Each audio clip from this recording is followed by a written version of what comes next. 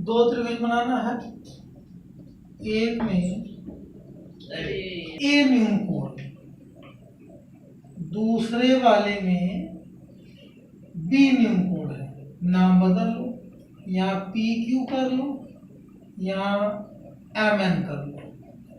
ठीक, अब जो दिया वो लिख लो, cos A is equal to cos B। cos theta होता है आधार बटे कर्ण, तो इसमें आधार ये है, कर्ण ये है। AM अपान कर्ण AN is equal to cos B में आधार क्या है, BP अपान कर्ण BQ।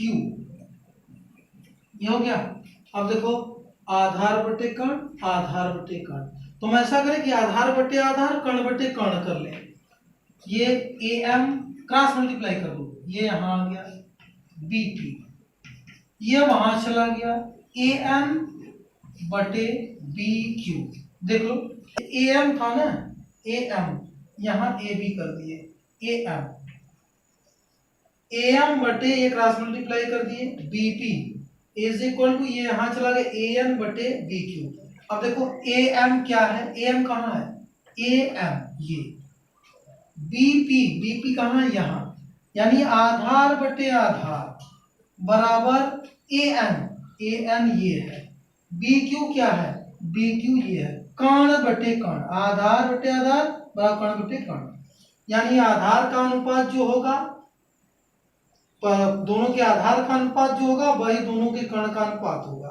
तो इसी को मान लो कि माना दोनों का अनुपात k है, माना AM is equal to BP upon BP is equal to AN upon BQ is equal to k मान लो।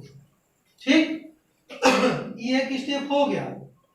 पहले cos है, cos भी बराबर किए, सूत्र पे रख दिए, फिर जो अनुपात था आधार आधार या जो भी हो, आधार आधार का अनुपात, कर्ण कर्ण का अनुपात या लंब लंब का अनुपात एक तरफ बना लिए, बना के फिर उसको अनुपात मान लीजिए कि बराबर है तो k हो के बराबर हो गया।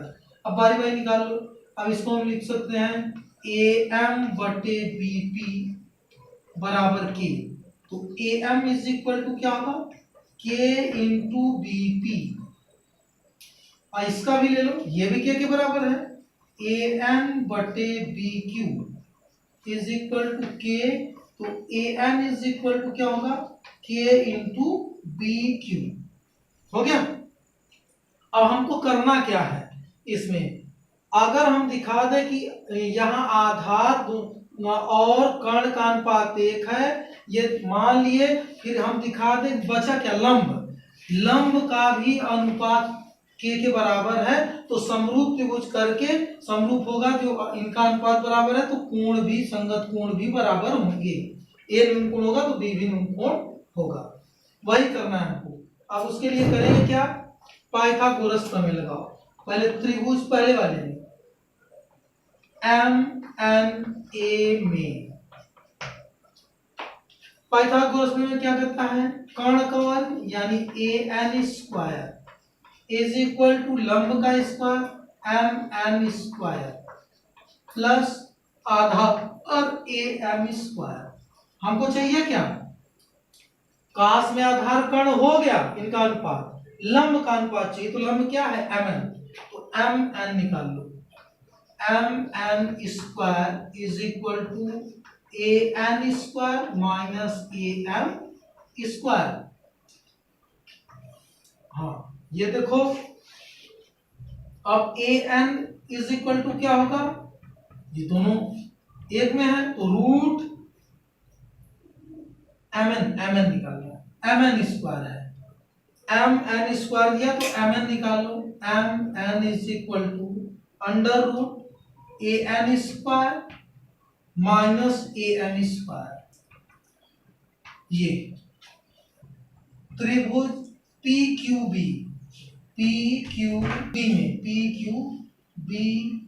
में पाइथागोरस से कर्ण का वर्ग यानी BQ square is equal to लंब PQ स्क्वायर प्लस आधार BP स्क्वायर हमको चाहिए क्या, आधार कण का काश में हो गया लंब बचा, जिसे इसमें लंब निकाले थे। लंब क्या है, पी क्यू, तो P Q square is equal to क्या होगा, B Q square minus B P square हो गया। तो पी क्यू क्या होगा, P Q under root B Q square minus B P square. दूसरा स्टेप हो गया। अब ध्यान देना, पहले स्टेप में क्या किए, काश से शुरू किए, इनका फार्मूला जो होता है वो लिख करके, फिर आधार आधार दोनों आधार का अनुपात बराबर दोनों के कण का अनुपात निकाल लिए, बराबर है तो उसको के मान लिए। फिर इसमें काश में आधार कण हो गया तो पाइथागोरस से लंब निकाल लिए। अब लंब का अनुपात निकालेंगे, अगला स्टेप होगा। लंब क्या है, पहले वाले में एम एन अपान दूसरे में लंब क्या है, पी क्यू। एम एन निकाले हैं ये अंडर रूट, ये देखो है ना, A M square minus A M square upon P Q कहाँ निकाले हैं, ये under root B Q square minus B P square. मान रख दो, दोनों एकम है, दोनों को वही रखो, मूल वही है, एकम रखो। ए एन बराबर निकाले हैं कहीं क्या, के वाला देखो मान, ए एन क्या निकाले हैं, के इंटू, बल्कि इसको घेर दो ताकि फट से निकाल पहुंच जाए, ये दोनों।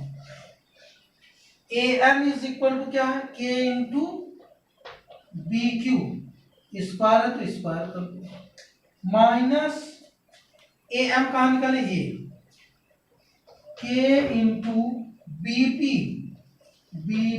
स्क्वायर अपान ये b Q square minus B P square is equal to ये होगा k square into b Q square minus k square into b P square upon B Q square minus B P square root में।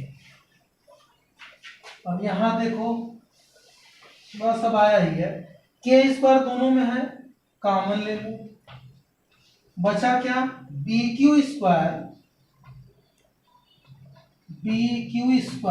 Minus B P square upon वही b Q square minus B P square.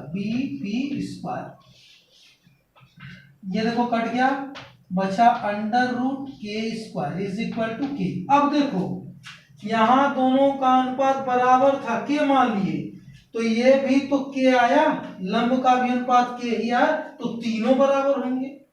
अतः हम लिख सकते हैं A M upon B P is equal to A N upon B Q is equal to कौन, K वाला कौन सा निकाले, ये M N upon P Q is equal to K, उसी सीट में के लिखना, जगह नहीं लिखी है, इज इक्वल टू के।